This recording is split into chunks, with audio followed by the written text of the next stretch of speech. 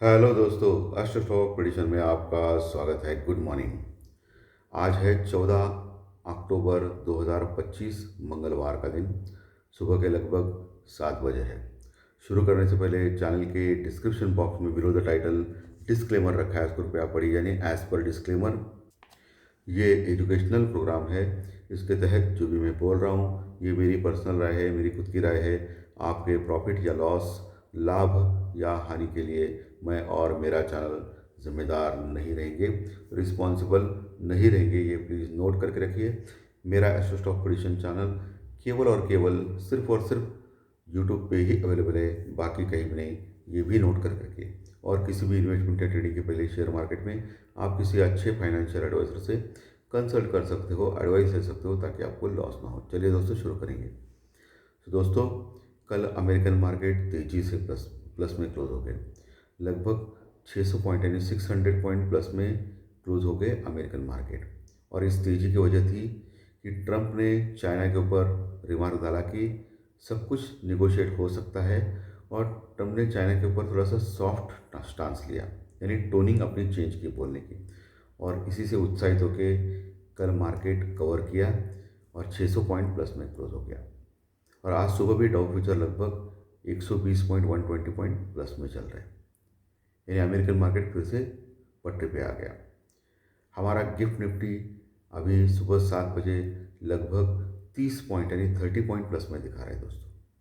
7 बजे की बात कर रहा हूँ मैं, बाद में क्या होगा मालूम नहीं, लेकिन अभी तो 30 पॉइंट प्लस में, यानी पॉजिटिव संकेत दे रहा है कि हल्का सा गैप अप ओपन होने के संकेत दे रहा है गिफ्ट निफ्टी। हालांकि एशियन मार्केट थोड़े से ख़राब है, स्पेशली जापानीज़ मार्केट जो पिछले कई दिनों से लगातार बढ़ रहे थे, आज बहुत ही अच्छी प्रॉफिट मेकिंग दिखा रहे हैं। और 650 पॉइंट यानी 650 पॉइंट माइनस में चल रहा है जापान का मार्केट। और ये स्पेशली प्रॉफिट बुकिंग के कारण चल रहा है दोस्तों, जापान का मार्केट। और ये तो आपको पता ही रहेगा, आपने न्यूज़ में सुना रहेगा कि हमारा जो इन्फ्लेशन है, महंगाई के आंकड़े हैं, वो बहुत नीचे आ गए हैं, कम आ गए हैं। 8 साल के न्यूनतम स्तर पे आ गए हैं, यानी कहा जाए कि 8 साल के पहले की जो सस्ताई थी वो अभी वापस आ गई है। इतने महंगाई हमारी कम हो गई है। कल ही आंकड़े आ गए थे, वो बताना मैं रह गया था। सो आज मैं क्लियर कर रहा हूँ। सो हमारे आंकड़े जो कागज़ के ऊपर जो दिखाई दिए गवर्नमेंट अथॉरिटी से, वो बहुत कम है दोस्तों। 8 साल के न्यूनतम स्तर पे है। और ये बहुत ही अच्छी न्यूज़ कल आ गई थी, लेकिन कल हालांकि अमेरिकन मार्केट की वजह से हम लोग गिर गए थे। तो ये इन्फ्लेशन डाटा जो है, इन्फ्लेशन डाटा यानी महंगाई का आंकड़ा, ये बहुत ही बढ़िया आ गया था कल के सत्र में। और पुट कॉल रेशो जो है वो अभी 1 के आसपास है, यानी बैलेंस है, लेकिन 1 के ऊपर हल्का सा ऊपर है। और ये बुल्स के लिए बढ़िया बात है। ये पहला पॉइंट है बुल्स के फेवर में आने का। डॉलर इंडेक्स जो है वो 99 के ऊपर ही कायम है। और ये भी दूसरा पॉइंट है जो आईटी के स्टॉक्स आज कमाल कर सकते हैं, यानी सेक्टर में आज आईटी के स्टॉक्स को पहला प्रेफरेंस में दे रहा हूँ। दूसरा बैंक निफ्टी जो कल पॉजिटिव क्लोज हो गया था 15 पॉइंट, उसको मैं दूसरा सेक्टर बोल रहा हूँ। इन दो सेक्टर्स के स्टॉक्स में या दो सेक्टर्स में आप देख सकते हो मार्केट में, मार्केट मूवमेंट के लिए। ठीक है, यहाँ एक अच्छी ट्रेडिंग की स्ट्रैटेजी हो सकती है इस सेक्टर्स में, आईटी के स्टॉक्स और बैंकिंग के स्टॉक्स में। ये आपको ध्यान में रखना है।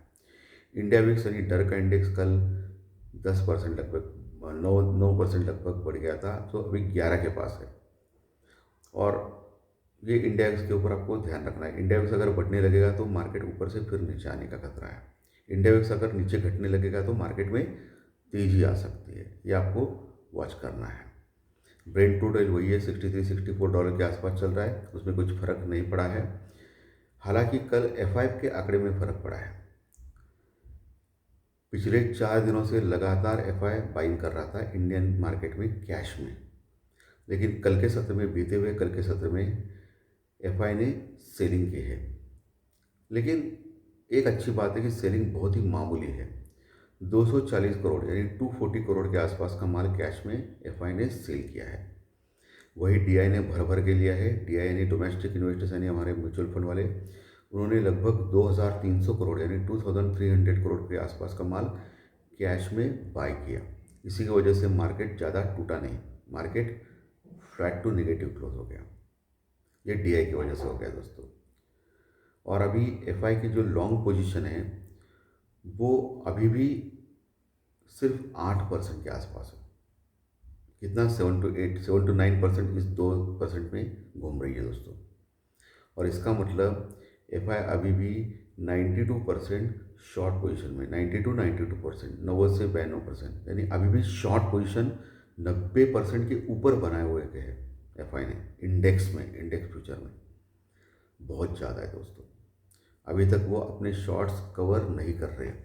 हालांकि निफ्टी कितना ऊपर आ गया है देखिए, इसके बावजूद भी एफआई अपने शॉर्ट्स नहीं कवर कर रहे। इसका मतलब एफआई को एक बड़ी आशंका सता रही है कि इंडियन मार्केट कभी भी गिर सकते हैं। उनको क्या पता है जो हमको पता नहीं है, पता नहीं, हमको पता नहीं है। लेकिन एफआई अभी तक शॉर्ट नहीं कवर कर रहे। शायद वो इंतज़ार कर रहे कि इंडिया और अमेरिका के बीच में ट्रेड डील सेटल हो, उसके बाद ही एफआई अपने शॉर्ट्स कवर करे। हो सकता है, ये हो सकता है। तो इसका वेट करना पड़ेगा दोस्तों, क्योंकि शॉर्ट पोजीशन ज़्यादा है इसलिए मार्केट ऊपर नहीं जा पा रहा है, और डीआई की बाइंग की वजह से मार्केट गिर नहीं रहा है। ये अभी समस्या हो रही है दोस्तों, समस्या ये बोल सकते हैं मार्केट में। तो इस चीज़ को आपको ध्यान में रखना है। सो अभी लेवल्स कौन से वॉच करेंगे? सुबह 7 बजे अभी निफ्टी लगभग 30 पॉइंट 30 पॉइंट प्लस में दिखा रहा है गिफ्ट निफ्टी। सो हम लोग ओपन हो सकते हैं।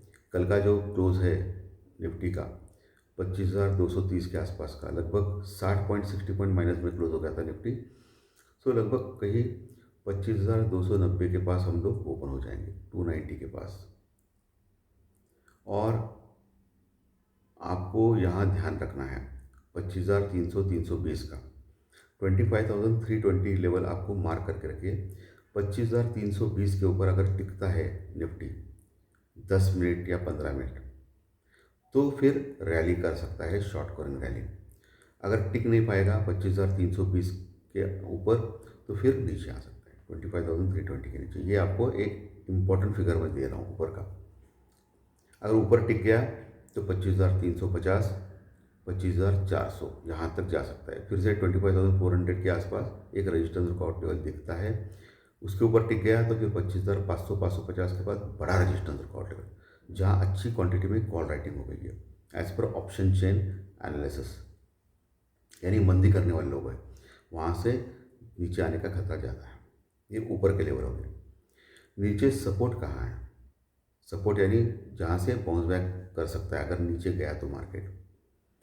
पहला लेवल 25,200 25,200, यानी 25,180 से लेके 25,220, 25,180 से लेके 25,220 ये लेवल है 40 पॉइंट का। ये अच्छा सपोर्ट का जोन है जहाँ अच्छी पोर्ट रेटिंग है 25,200 के पास।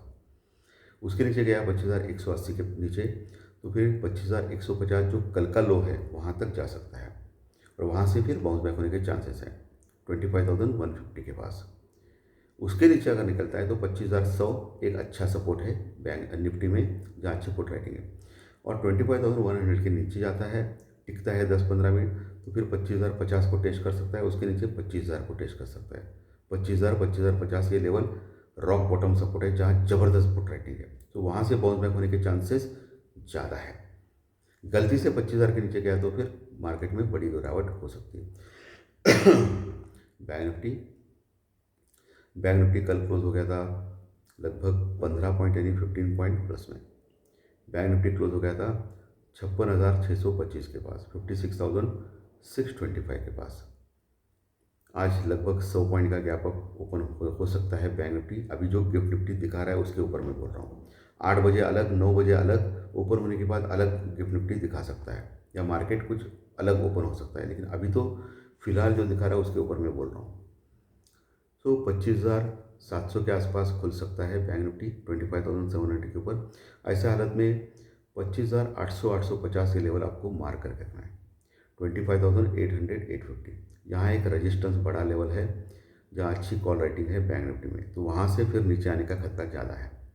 अगर 25,850 25,850 सॉरी 56,850 56,850 अगर निकलता है बैंक निफ्टी 56,850 56,850, कल 56,625 56,625 के पास क्लोज हो गया था। सो ओपन हो सकता है 56,700 के पास, मैं गलती से 25,000 बोल रहा हूँ, 56,700 के पास ओपन हो सकता है। तो ऐसे हालत में आपको देखना है 56,700 के पास ओपन होने के बाद 56,800-850 तक जाता है, नहीं गया, नहीं तो वहाँ से गिरावट आ सकती है बैंक निफ्टी में। गया तो 56,850 के ऊपर अगर निकलता है 56,850, जहाँ रजिस्टेंस रुकआउट लेवल है, कॉल राइटर्स है, तो फिर अगला पड़ाव 57,000 का हो सकता है, 57,000 का हो सकता है बैंक निफ्टी में। 57,000 के पास अच्छी कॉल राइटिंग हो गई है, जहाँ कॉल राइटर्स मौजूद है बड़े लेवल पे, सो वहाँ फिर बड़ा रेजिस्टेंस वर्कआउट है 57,200 के पास, 57,000, 57,200, वहाँ से नीचे आने का खतरा ज़्यादा है बैंक निफ्टी में, ठीक है। और नीचे जो इम्पोर्टेंट सपोर्ट है बैंक निफ्टी में वो 56,500, 56,500 के पास एक हल्का सा पुट राइटर प्रदेश है, वहाँ एक सपोर्ट ले सकता है। उसके नीचे सबसे बढ़िया सपोर्ट जो कल का जो लो है 56,200 से लेकर 300 का लेवल, 56,200 से लेकर 300, ये अच्छा सपोर्ट माना जाएगा बैंक निफ्टी में आज के सत्र में। उसके नीचे गया तो 56,000 का लेवल बढ़िया सपोर्ट है बैंक निफ्टी में, 56,000 का लेवल, जहाँ ज़बरदस्त पुट राइटर्स है, यानी सपोर्ट देने वाले लोग, वहाँ से बाउंस बैक हो सकता है। उसके नीचे गया तो 55,800, 55,800 पहला सपोर्ट है। उसके नीचे 55,500, 55,500 का सपोर्ट है।